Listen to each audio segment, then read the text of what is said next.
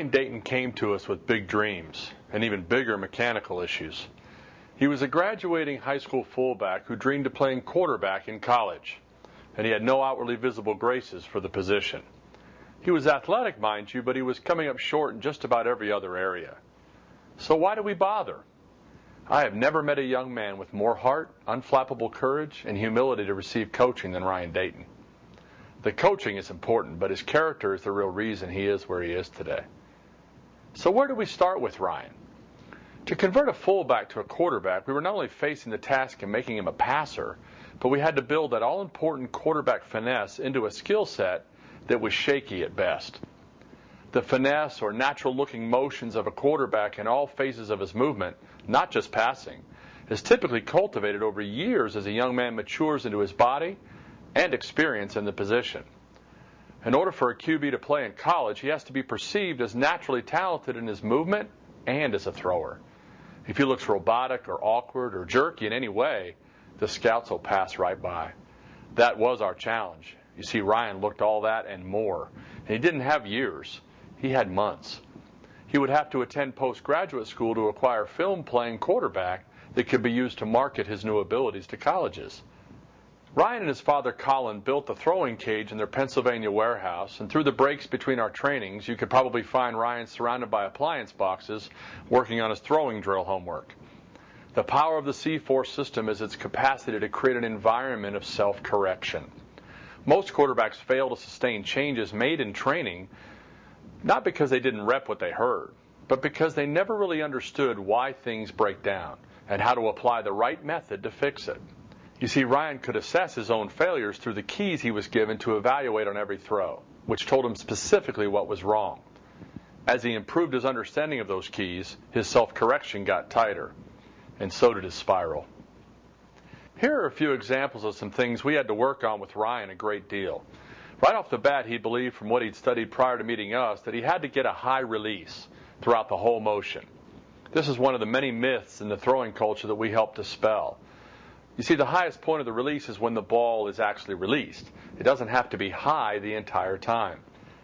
So he was unnaturally reaching the ball too high, creating a looping motion that not only elongated his release, but severely reduced any power he might have been able to generate from his body.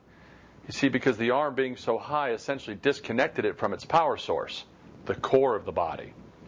Even as the loop was diminished, we still had a long release that had to be shortened. This highlights the greatest challenge for anyone seeking to make a throwing mechanics change. You make one adjustment and it surfaces other issues within the motion, and the plates just start spinning. Here's another example of something we had to change in Ryan. Can you see how he would lay the ball off in the back of the motion? In other words, reaching back too far? And when he would bring it through, it would put a great deal of pressure on his wrist that wasn't helpful. The result wasn't either. The erratic flight of the football, or wobble, was a common result throughout all of our training with Ryan. In our opinion, this erratic flight is actually the real evidence of change. I would often applaud Ryan for his discipline to try something new, regardless of the outcome. He made no effort to protect his reputation, ball flight, or appearance. I really appreciated that about him. He wanted to get better, and a little bad ball flight never bothered him. This often worries people a bit early on because they assume the spiral will never come back. In fact, it not only comes back, it spins faster, more consistently, and harder than it ever did before. How? Self-correction.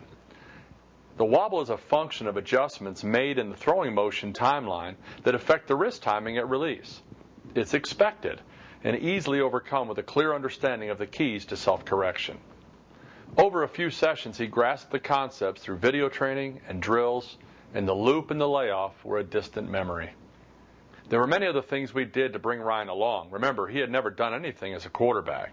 So we built the entire package, including the running game, option, and sprint out. The final hurdle was the finesse of the quarterback's motion, the creation of the visible perception that he's making it look easy or natural.